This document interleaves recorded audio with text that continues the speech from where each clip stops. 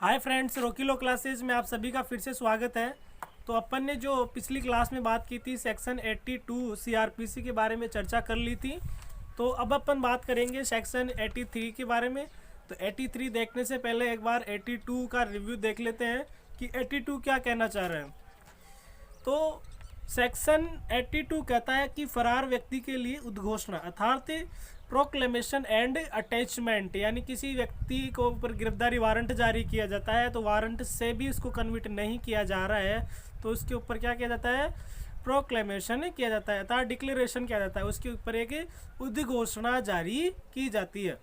तो उसी उद्घोषणा की देखेंगे किस प्रकार से जारी किया जाता है, किस प्रकार क्या क्या इसका अंदर प्रोसीजर फॉलो किया जाता है, उसी को अपन देखेंगे।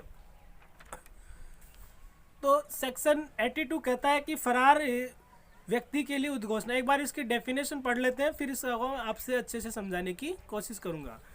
यदि किसी न्यायालय को चाहे साक्ष्य लेने के पश्चात या लिए बिना यह विश्वास करने का कारण है कि कोई व्यक्ति जिसके विरुद्ध उसने वारंट जारी किया है फरार हो गया है या अपने को छिपा रहा है जिससे ऐसे वारंट का निष्पादन नहीं किया जा सकता, तो ऐसा न्यायालय उससे यह अपेक्षा करने वाली लिखित उद्घोषणा प्रकाशित कर सकता है कि वह व्यक्ति विनिर्दिष्ट स्थान में और विनिर्दिष्ट समय पर जो उस उद्घोषणा के प्रकाशन की तारीख से कम 30 दिन के पश्चात हाजिर हो। ऐसी क्या कर सकता है वह न्यायालय, डिक्लेरेशन अर्थात उद्घोषणा जारी कर सकता है। कौन कर सकता है? न्यायालय उस एक्यूज्ड के ऊपर। यानी मान लीजिए वह व्यक्ति, अगर इसमें यह बताया गया है कि किसी व्यक्ति के ऊपर वारंट इशू हो गया और उस वारंट का एग्जीक्यूशन नहीं किया जा रहा है, उस किसके ऊपर, जिस व्यक्ति के ऊपर निर्दिष्ट हुआ है उस व्यक्ति के ऊपर पुलिस ऑफिसर के द्वारा उस वारंट का एग्जीक्यूशन नहीं किया जा रहा। किस प्रकार क्यों नहीं किया जा रहा? मेन कारण ये है कि वह व्यक्ति फरार हो गया है उस अधिकारिता से। तो ऐसी स्थिति में बस मजिस्ट्रेट साहब को ये पता चल जाता है, जिसने वारंट इशू किया है, जिस न्यायालय ने उसको, उस न्यायालय को यह पता चल जाता है कि यह व्यक्ति वारंट से बचकर छिप रहा है अर्थात भाग रहा है अर्थात फरार हो गया है। तो ऐसी स्थिति में सेक्शन 82 के तहत मजिस्ट्रेट साहब अर्थात न्यायालय क्या कर सकता है, उस व्यक्ति के ऊपर डिक्लेरेशन अर्थात उद्घोषणा जारी कर सकता है। कौन कर सकता है? न्यायालय उस व्यक्ति के ऊपर डिक्लेरेशन कर सकता है अर्थात उद्घोषणा जारी कर सकता है। अब इसमें सेकंड पॉइंट में ये बात कही गई है कि उद्घोषणा की निम्नलिखित रूप से प्रकाशित की जाएगी। भाई उद्घोषणा जो जारी की जाएगी वो निम्नलिखित रूपों से की जाएगी। अब इसमें बताया गया कि एक उद्घोषणा की प्रति है वह किसी वहाँ जो व्यक्ति निवास, जहाँ पे निवास करता है उसके ग्राम या नगर सिटी में, मतलब कि गांव या किसी सिटी में जहाँ पे वो निवास करता है वहाँ के सादृश्य भाग पे वह उद्घोषणा, जो भी उद्घोषणा जारी की गई कोर्ट के द्वारा उसमें लिखित रूप से वह कि उस वहाँ के रहने वाले उस व्यक्ति के गाँव या उस व्यक्ति रहने वाले सिटी, जिस सिटी में रहता है वहाँ पे क्या कर दिया जाएगा, सादृश्य भाग पे चस्पा कर दिया जाएगा। अब चस्पा का अर्थ क्या होता है कि जहाँ पे सभी को दिखे, यानी अर्थात एक तरीके से बस स्टैंड हो सकता है, कोई गांव का मेन स्थल हो सकता है जहाँ पे सभी लोग आते जाते रहते हैं अर्थात सभी जगह सभी लोगों को वो चीज़ वह जो लिखित रूप में नोटिस है वो सभी को दिखे, वहाँ पे क्या कर दिया जाएगा, चस्पा अर्थात वहाँ पे चिपका देगा। अब इसमें सेकंड बात आती है कि वह गृह जहाँ पे वह निवास करता है वहाँ पर भी क्या किया जाएगा, उस डिक्लेरेशन की एक प्रति उस घर के सादृश्य भाग पे चस्पा की जाएगी।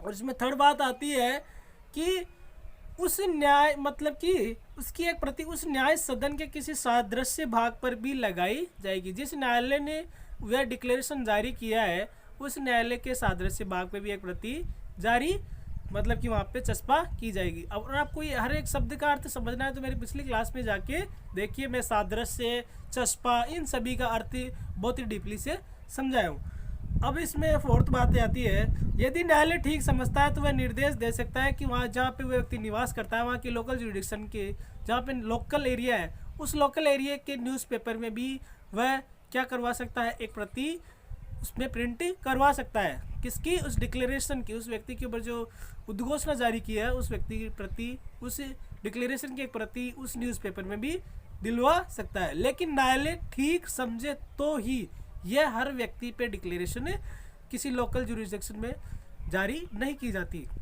ये न्यायालय ठीक समझता है तभी लास्ट में करवाता है।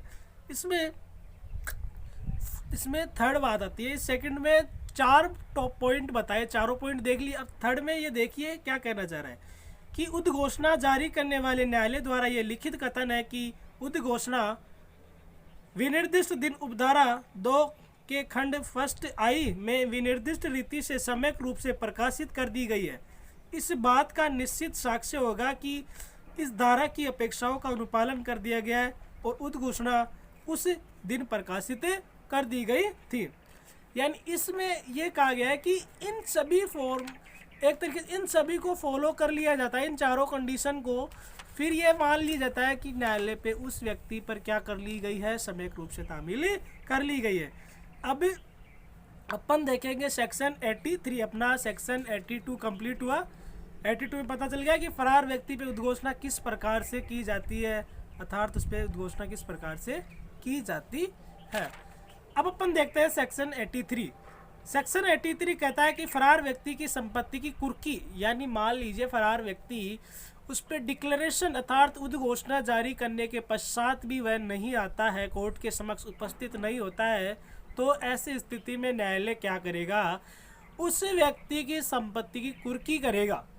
अब इसमें देखेंगे एक बार सेक्शन कौन से सेक्शन के तहत कुर्की करता है जो न्यायालय, वह करता है CRPC अर्थात क्रिमिनल प्रोसीजर कोड 1973 के सेक्शन 83 के तहत न्यायालय को यह पावर है कि वह फरार व्यक्ति की संपत्ति को क्या कर सकता है, कुर्क कर सकता है। अब अपन 83 की एक बार डेफिनेशन देख लेते हैं, फिर मैं आपको इसको अच्छे से समझाने की कोशिश करूंगा। 83 में बताया गया कि फरार व्यक्ति की संपत्ति कुर्की फर्स्ट धारा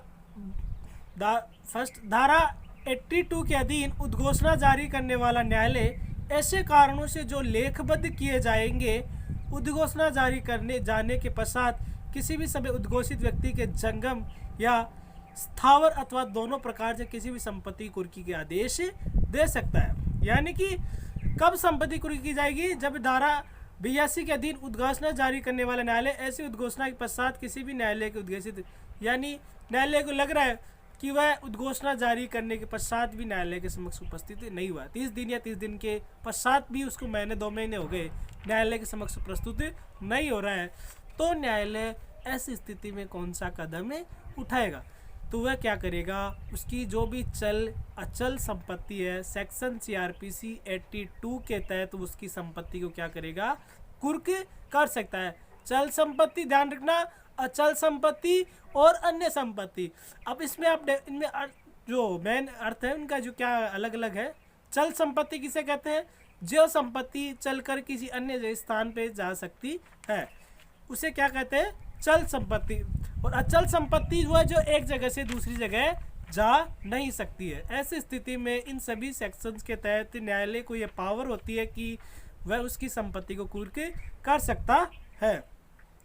तो इसमें देखेंगे, इसमें बताया गया कि परंतु यदि उद्घोषणा जारी करते समय न्यायालय को शपथ पत्र द्वारा या अन्यथा यह समाधान हो जाता है कि वह व्यक्ति जिसके संबंध में उद्घोषणा निकाली जाती है, भाई न्यायालय को ये आभास हो जाता है कि अपनी समस्त संपत्ति उसके किसी भाग का व्ययन करने वाला है, यानी किसी वह एक्यूज क्या है कि न्याय उस एक्यूज क्या करता है, उस संपत्ति को बेचने वाला है। किसको आभास हो जाता है, ये उस जो न्यायालय ने उद्घोषणा अर्थात डिक्लेरेशन जारी की थी उसको यह आभास हो जाता है कि वह न्यायालय क्या करने वाला है, वह एक्यूज्ड है, वह अपनी संपत्ति को बेचने वाला है। न्यायालय को यह आभास हो जाता है और अपनी समस्त संपत्तियां उसके किसी भाग को उस न्यायालय की स्थानीय अधिकारिता से हटाने वाला है। और वह अपनी संपत्ति को क्या कर सकता है, जिस न्यायालय ने जो वारंट इशू किया था उसकी जुरिडिक्शन से अन्य जुरिडिक्शन के अंदर ही उसका ट्रांसफर करने वाला अपनी संपत्ति को, उस न्यायालय को ऐसा आभास हो जाता है भाई, या तो वह अपनी संपत्ति को बेच सकता है या फिर अपनी संपत्ति को क्या करने वाला है कि उस मजिस्ट्रेट की अधिकारिता से अर्थात उसकी लोकल जुरिडिक्शन से अन्य अधिकारिता के अंदर ट्रांसफर करने वाला है, अर्थात किसी अन्य व्यक्ति को बेचने वाला है। तो वह उद्घोषणा जारी करने के साथ ही वह कुर्की के आदेश दे सकता है, तुरंत इमीडिएटली उसको क्या करेगा, एक्शन लेते हुए उसके उद्घोषणा के साथ साथ उसके कुर्की के आदेश भी दे सकता है। ऐसा आदेश उस जिले में जिसमें वह दिया गया है उस व्यक्ति के किसी भी संपत्ति, अर्थात सेकंड बात ये कहना चाह रहा है कि ऐसा आदेश उस जिले में जिसमें वह दिया गया है उस व्यक्ति के किसी भी संपत्ति की कुर्की प्राधिकृत करेगा, और उस जिले के बाहर कि उस व्यक्ति की किसी संपत्ति की कुर्की तब प्राधिकृत करेगा जब वह उस जिला मजिस्ट्रेट जिसके जिले में ऐसी संपत्ति स्थित है और प्रस्थांकित किया जाए। भाई इसमें यह कहना चाह रहा है कि मैंने इसमें यही कहना चाह रहा है कि ऐसा आदेश उस जिले में जिसमें वह दिया गया है उस व्यक्ति की किसी भी संपत्ति की कुर्की प्राधिकृत करेगा, उस जिले के बाहर उस व्यक्ति की किसी संपत्ति की कुर्की तब प्राधिकृत करेगा जब उस जिले का मजिस्ट्रेट, अर्थात अगर मान लीजिए उसकी चल संपत्ति है, अब उसको क्या करना है, कुर्क करना है, तो उस जिले की चल संपत्ति वो तब करेगा जब उस जिले का न्यायिक अर्थात विधिक मजिस्ट्रेट क्या कर देगा, प्रस्थांकित अपना नाम एंडोर्स मतलब सहमति एक तरीके से, जब तक उस जिले का न्यायालय न्यायाधीश क्या नहीं कर दे, अपनी सहमति प्रस्तुत नहीं कर दे, तब तक कोर्ट ऐसा कदम नहीं उठा सकता।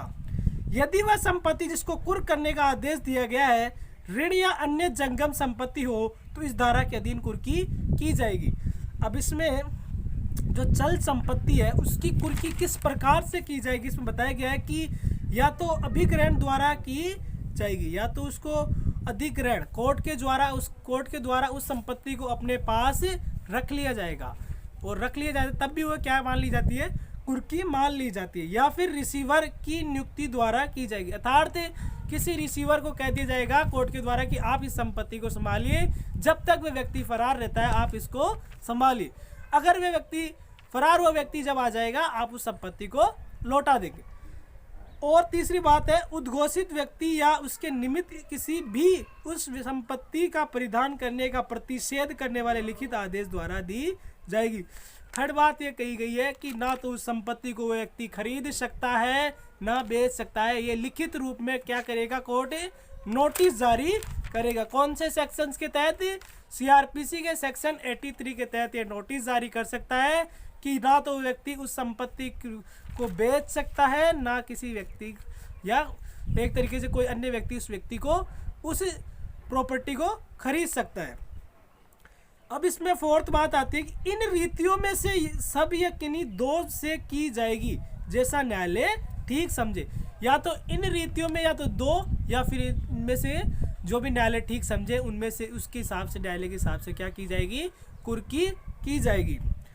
अब इसमें फोर्थ बात आती है, फोर्थ इसके जो थर्ड बात है उसके तीन कंडीशन थे। फोर्थ कंडीशन थी किसकी, चल संपत्ति की। अब अपन देखेंगे अचल संपत्ति की कुर्की के बारे में। यदि इसमें बताया गया कि यदि वह संपत्ति जिसको कुर्क करने का आदेश दिया गया यथावर है तो उस धारा के अधीन कुर्की राज्य सरकार के राजस्व देने वाली भूमि की दशा में उस जिले के कलेक्टर के माध्यम से की जाएगी जिसमें वह भूमि स्थित है, और अन्य सब दशाओं में। यानी इसमें कहना चाह रहा है कि यदि कुर्की की जाने वाली संपत्ति अचल संपत्ति है तो उपधारा के 4 के अधीन ऐसी कुर्की राज्य सरकार को राजस्व देने वाली भूमि की दशा में उस जिले के जिलाध्यक्ष के माध्यम से एवं अन्य सभी अवस्थाओं में, एक तरीके से इसमें कहना चाह रहा है कि उस जिले के जिला कलेक्टर द्वारा उस संपत्ति की कुर्की की जाएगी। ध्यान रखना, अचल संपत्ति किसे कहते हैं, जो संपत्ति एक जगह से उठ के दूसरी जगह नहीं जाती है उसे ही अचल संपत्ति कहते हैं। भूमि हो, चाहे मकान हो, कोई प्लॉट हो, दुकान हो, कुछ भी हो, ऐसी संपत्ति को क्या कहा जाता है, अचल संपत्ति कहा जाता है। चल संपत्ति में ट्रैक्टर आ गया, गाड़ी आ गई, या फिर एक तरीके से बहुत सारी ऐसी चीज़ें जिनको चल संपत्ति कहते हैं, जिनको एक जगह से चल के दूसरी जगह जा सकती है, उन्हें क्या कह सकते हैं, चल संपत्ति। और अचल संपत्ति, जो संपत्ति एक जगह से उठ के दूसरी जगह नहीं जा सकती, उसे अचल संपत्ति कहते हैं। अब इसमें भूमि भी हो सकती है, या फिर एक तरीके से कोई प्लॉट हो सकता है, कुछ भी हो सकता है, जो संपत्ति एक जगह स्थिर रहती है उसे ही अचल संपत्ति कहते हैं। तो इसमें उसकी कुर्की के लिए कोर्ट को क्या करना पड़ेगा, उस जिले के जिला कलेक्टर से उस संपत्ति की कुर्की करवानी पड़ेगी। वह जिले का जिला कलेक्टर ही उस संपत्ति की कुर्की कर सकता है। अब कैसे करेगा, या तो उसी संपत्ति का कब्जा ले लेगा, उस व्यक्ति से क्या कर लेगा, कब्जा ले लेगा। कब्जा ले लेगा तो भी उसी संपत्ति की कुर्की मान ली जाएगी। और रिसीवर की नियुक्ति अर्थात वह किसी उस व्यक्ति का मालिक किसी अन्य रिसीवर को बना देगा। भाई जब तक वो फरार व्यक्ति आ नहीं जाता तब तक आप इस भूमि को संभालिए।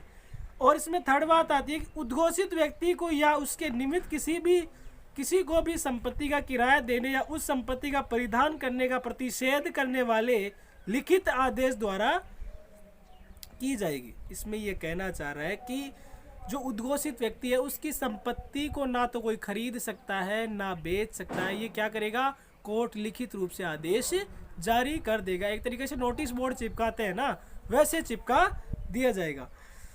और अब इसमें फोर्थ बात आती है कि इन रीतियों में से सब या किन्हीं दो से भी की जाएगी जैसा न्यायालय ठीक समझे। यानी इनमें से या तो दो या फिर इसमें से किसी भी जो न्यायालय ठीक समझे कुर्की के आदेश उसके अनुसार कर सकती है। अब इसमें फिफ्थ बात आती है कि यदि वह संपत्ति इसको कुर्क करने का आदेश दिया गया है वह जीवधन या विनश्वर प्रकृति की है, तो यदि न्यायालय समीचीन समझता है तो वह उसके तुरंत विक्रय का आदेश दे सकता है। और ऐसी दशा में विक्रय के आगम न्यायालय के आदेश के अधीन रहेंगे। सेक्शन 82 के तहत 83 के तहत संपत्ति 3 प्रकार की होती है, ध्यान रखना, चल संपत्ति, अचल संपत्ति और अन्य संपत्ति। चल संपत्ति उसे कहते हैं जो एक स्थान से दूसरे स्थान पे जाकर मतलब कि चल सकती है, और अचल संपत्ति जो स्थिर रहती है, किसी अन्य जगह नहीं जा सकती चल के। और जो अन्य संपत्ति के अंदर अपन आते हैं पशुधन, यानी जो पशुधन है गाय भैंस वगैरह, वो अचल संपत्ति के अंदर आती है। ऐसी संपत्ति का क्या है कि एक तरीके से इसकी कभी भी ये खत्म होने बल्कि ये विनाशवर प्रकृति की कभी भी खत्म हो सकती है। ऐसी संपत्ति है अगर उस व्यक्ति के पास, तो कोर्ट उस संपत्ति को क्या कर सकता है, तुरंत इमीडिएटली विक्रय करने का आदेश अर्थात ऑर्डर पारित कर सकता है। ऐसी स्थिति में अगर उसके पास अन्य संपत्ति है तो भाई गाय भैंस वगैरह कुछ भी हो सकता है, तो ऐसी स्थिति में कोर्ट उस व्यक्ति की इस संपत्ति को तुरंत इमीडिएटली बेचने अर्थात विक्रय करने का आदेश दे सकता है। तो आज अपन इस सेक्शन 83 तक ही देखेंगे। जो नेक्स्ट क्लास आएगी उसमें सेक्शन 84 देखेंगे। Thank you so much. Low classes से जुड़ने के लिए विधिक शिक्षा चैनल एक तरीके से विधि का ज्ञान आपको पूर्ण रूप से देने की कोशिश करूंगा। और अन्य किसी टॉपिक के अगर आपको वीडियो चाहिए CRPC, IPC, CPC किसी भी संबंधित, तो कमेंट्स बॉक्स में कमेंट करके बताएं। Thank you so much. Have you next time.